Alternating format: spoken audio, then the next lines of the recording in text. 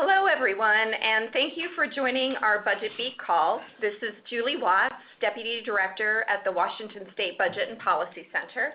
And today on Budget Beat, we're going to be unpacking what happened during this winter's short legislative session, with a special focus on what state policymakers did with the supplemental budget. We're also going to be looking at what all of this will mean as we look to the next big budget session in 2019. With us on the call today are Budget and Policy Center's two of our rock star policy team members, Policy Analyst Kelli Smith and Associate Director for Fiscal Policy, Andy Nicholas. Now, for those of you who are not familiar with the Budget and Policy Center, we are a research organization that is dedicated to advancing the well-being of all Washington residents. And we host these calls periodically to provide relevant information and news from Olympia, especially when it comes to the state budget. So a few quick housekeeping notes before we jump in. There are a number of people on the line, so we have muted all of the lines to avoid background noise.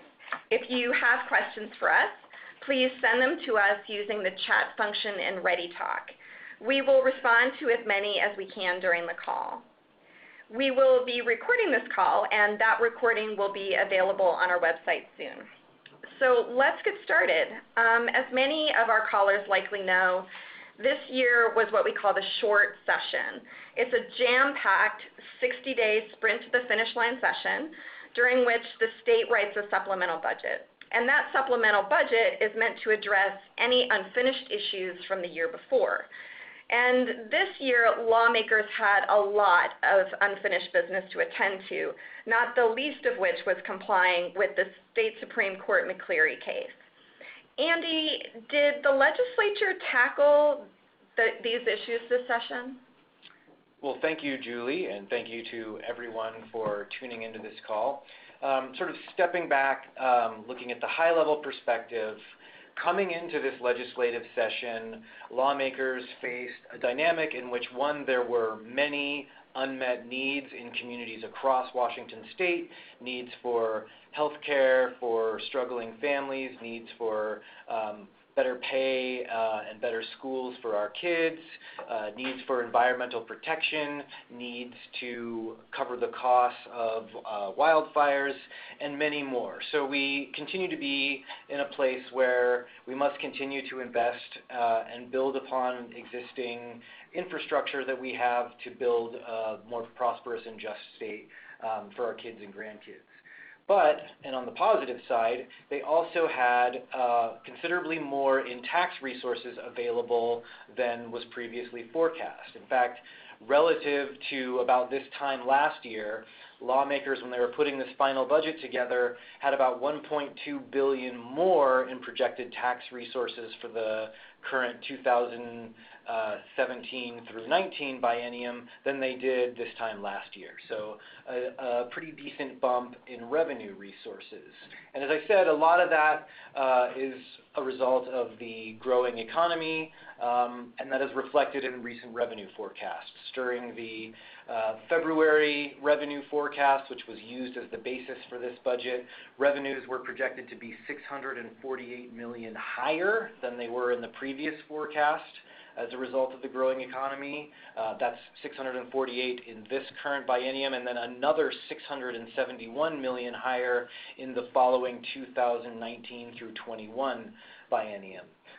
So we're getting a good boost in revenues as a result of economic growth.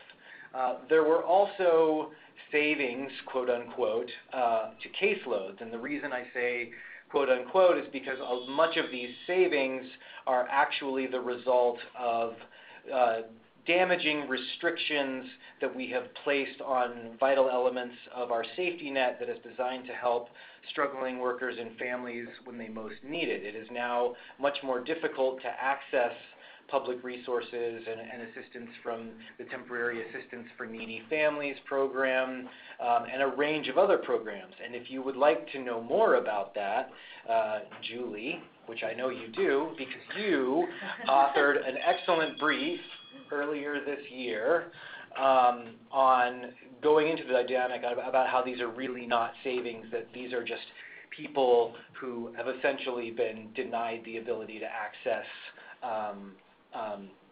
crucial benefits because of obstructive policies that have been put in place. So I encourage everyone on the phone to check that out, and I'm sure Julie would be glad to go into more detail during Q&A if folks on the phone have questions. So we have additional resources coming in from taxes. We have caseloads, quote-unquote, savings, and then to supplement those resources further, lawmakers enacted about $330 million in fund transfers, and then they withdrew savings from our state budget stabilization account, or rainy day fund, as we call it. In total, they withdrew about $925 million. The sort of positive spin on this, and there is truth to it, is that this was revenue that, or deposits that would have been due to what is called extraordinary revenue growth, that our Constitution has a provision that says when revenues are projected to be especially high, that a portion of that should go into the state rainy day fund. That is a provision that we strongly agree with. We are big proponents of a strong rainy day fund. And so what lawmakers ultimately do was just simply not make that deposit of a quote-unquote extraordinary revenue growth into the rainy day fund. The result is not putting in about a little less than $1 billion into it that year. It's also important to note that, to their credit, lawmakers did make the mandatory contribution of 1% of general fund revenues this year. That's about $430 million. So it's not as though they completely drained or tapped all budget reserves. They are continuing to add to them, but they continue to not make the deposits to the rainy day fund that they need to be making. And so with these additional resources from fund transfers and the budget stabilization account, they did a number of things, one of which we find fairly problematic was to reduce the new state property tax levy. And some of you may recall from last year that in order to generate additional resources for schools per the McCleary requirement, lawmakers enacted a new state property tax levy on top of the existing property tax levy, equal to $2.70 per $1,000 of assessed value. This year, the final budget reduces that levy by 30 cents to $2.40. That will wind up costing, in the current biennium, $206 million and $184 million in the following biennium. So the good of that is that, one, this is a one-time reduction. They're only doing a one-time reduction in the new levy. It would be especially problematic if they had done a permanent reduction in the levy, but used one-time budget stabilization account revenues to pay for that. You'd have a one-time source to pay for an ongoing expense. They did not do that. But the bad is that we are going to need our rainy day funds the next time we face a big emergency, like a natural disaster, or the next time we enter into a recession.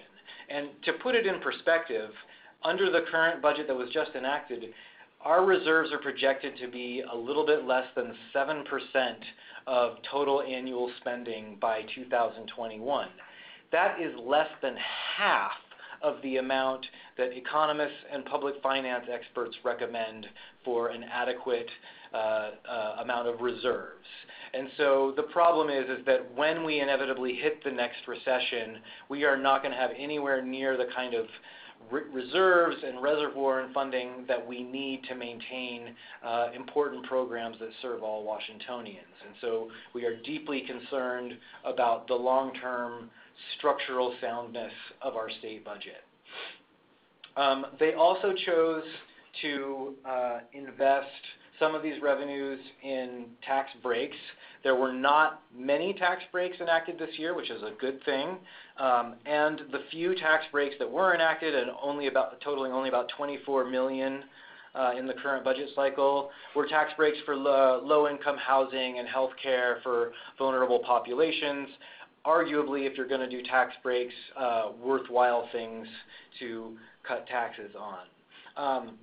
But the major thing that they used all of these additional resources and budget savings and reserves for was the largest area was to increase salaries for teachers this year, which was a big part of the McCleary decision. The court said you have got to speed up the timetable by which you are increasing teacher salaries, and as a result of all of these actions, they were able to do that. That was about $800 million in the current biennium. And so, that's kind of the big picture of what this budget looks like from kind of a high-level fiscal standpoint. Great, thank you, Andy. Turning to you, Kelli, teacher salaries weren't the only things the supplemental budget funded this year. Can you tell us what else we should know? Sure. So we break up the budget at the Budget and Policy Center into 4 broad value areas, which are based on our Progress in Washington framework. And as you can see from the graphic on your screen, lawmakers put most of their efforts into education and job readiness. Not only, as Andy said, did they put about $800 million into funding teacher salaries, they also added $18 million to the state need grant to shorten the wait list for what has been a chronically underfunded state financial aid program. So that is really good progress to ensure that low-income college students have broader access to higher education. We are also celebrating progress lawmakers made in the area of economic security. And as you can see again from that graphic, that's a pretty small sliver of the pie when it comes to the total budget. But these are programs that really make huge differences in people's lives. As Andy mentioned earlier, after years of cuts to our state's basic assistance programs, this budget would restore some funding to Work First, to the State Food Assistance Program, and the Refugee Cash Assistance Program. It also expands eligibility for the Housing and Essential Needs Program, and it raises the financial asset limit for these public assistance programs to make it so people don't have to spend down all of their savings to get help getting out of poverty. So that's a really common sense move forward. And finally, as Andy alluded to earlier, lawmakers also funded a study of the Work First program, which is based on recommendations in a brief that our Deputy Director, Julie, recently published. So we are hopeful that we'll get some strong work and recommendations out of that effort. In the area of healthy people and communities, lawmakers took some positive steps forward on increasing access to health care for low-income kids.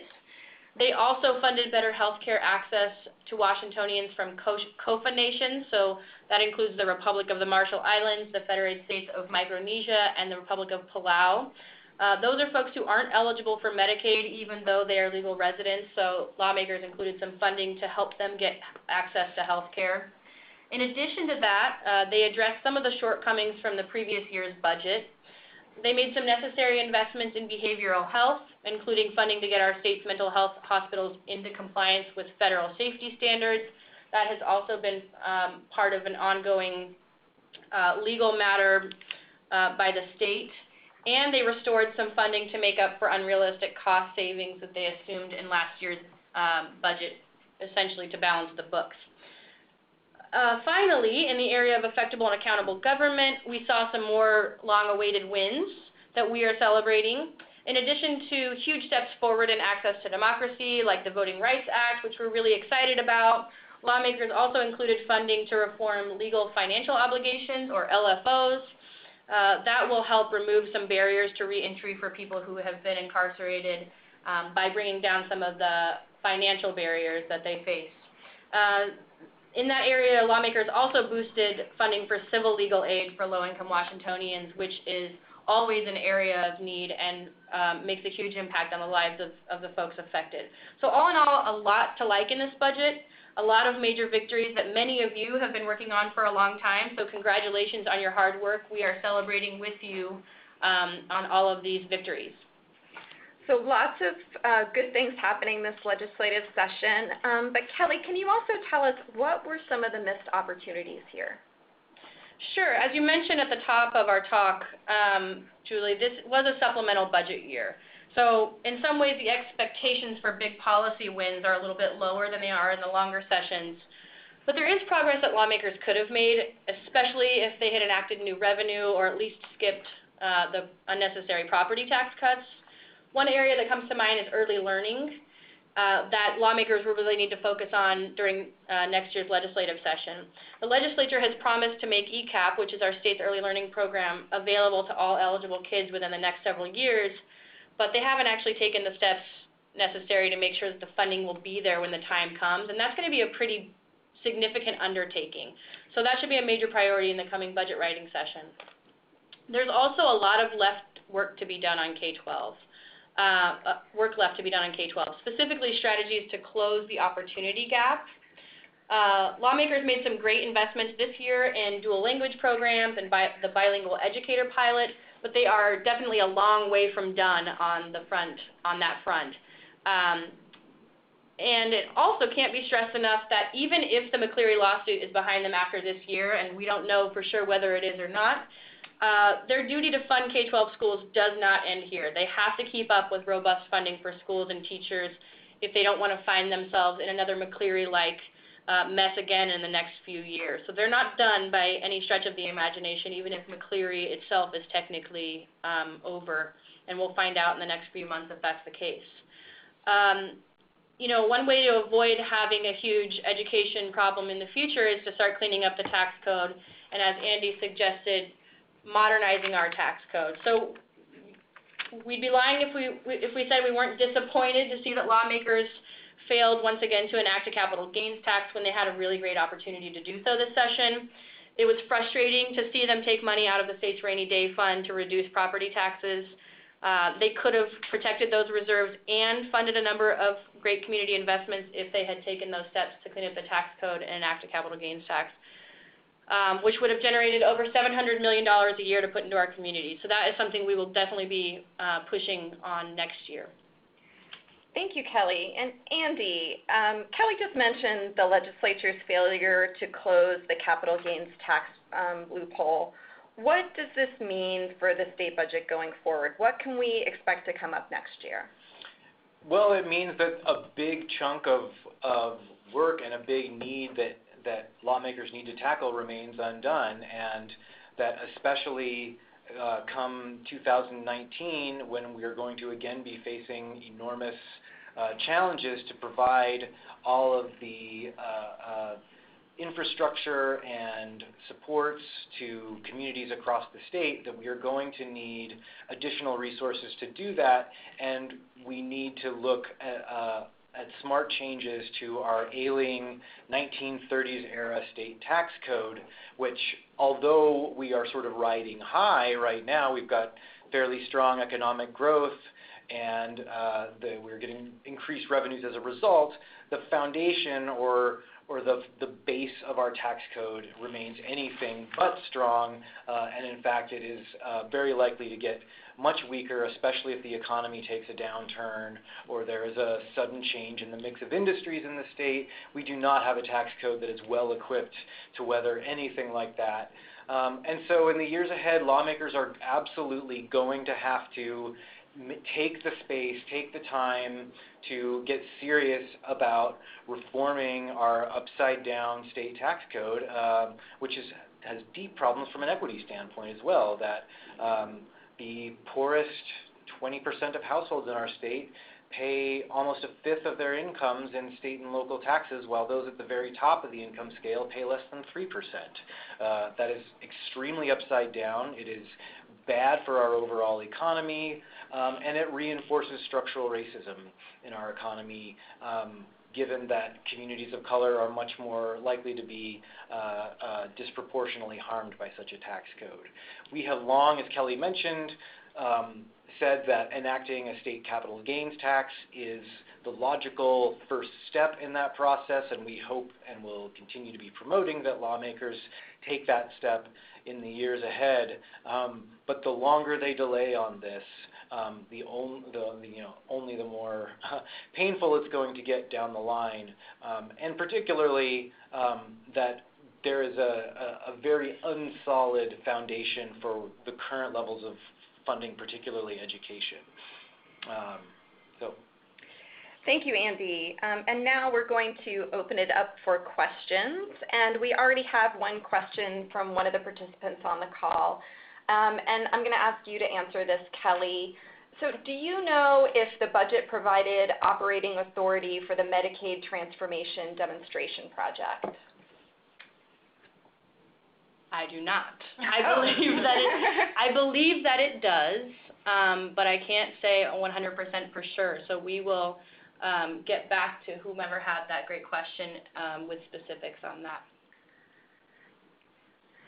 I have another question for you, Andy. You said that tax revenues are still below pre-recession levels. The economy is growing. Can you tell us why that is happening? Yeah, so it's important to put that into context. After we look at tax revenues adjusted for economic growth, we actually find that we continue to have an eroding tax base, and that really the resources that we are generating remain mired at recession levels, and yet we have considerable needs across our communities that we need to continue to invest in. And so really the only way around this is to look at the sort of core of our tax code, which is the retail sales tax, which just simply is not, it was designed in the 1930s to fit a 1930s era economy. We've kind of done some things around the margins to make it work as best as we can here in Washington State, but the basic reality is that spending on durable goods, tangible stuff, which is the base of the state sales tax, does not reflect the modern economy, and we need to get serious about looking at ways to reform the core of our tax code so that we can continue to just keep the resources needed to maintain existing levels of resources going forward. Thanks, Andy. We have time for just one more question, and Kelli, I'll ask this one of you. The question is, I work with homeless and drug and alcohol addicted individuals with mental, emotional, and behavioral issues. What part or parts of the budget will support or enhance their well-being? That's a good question. And there were several wins on those fronts this legislative session. There were some investments made not only in the state's mental hospitals on behavioral health, but also in community behavioral health services to increase the breadth of those services and increase access to folks who need them in communities across the state. There was also a lot of attention on the opioid crisis during this legislative session. Both the House and the Senate proposals included an emphasis on opioid addiction treatment, and so that's actually in several areas in the final budget. And I can get more detail to you about that, but that was definitely an emphasis given the sort of recent crisis with the opioid epidemic. And then I know that there were also several wins on housing and homelessness. I mean, the expansion of the Housing and Essential Needs Program is just one, but there were a lot of more targeted programs that were funded under this budget that are really going to go a long way in helping folks who struggle with homelessness. Great, thank you, Kelli. And I just want to update that we did get a comment from one other person on the call in response to the question about the Medicaid expansion demonstration project, that yes, there is funding for the Medicaid expansion demonstration project, but not all that is needed or obtainable. So we invite folks to continue to follow up with us if there are other questions that our rockstar team of policy analysts can address for you. I want to thank Kelli and Andy for being on the call. I also want to thank our communications director, Melinda Young-Flynn, and our communications coordinator, April Dickinson, for their help with this call. Thank you all for joining us, and we look forward to talking with you again. Thanks. Thank you, Julie.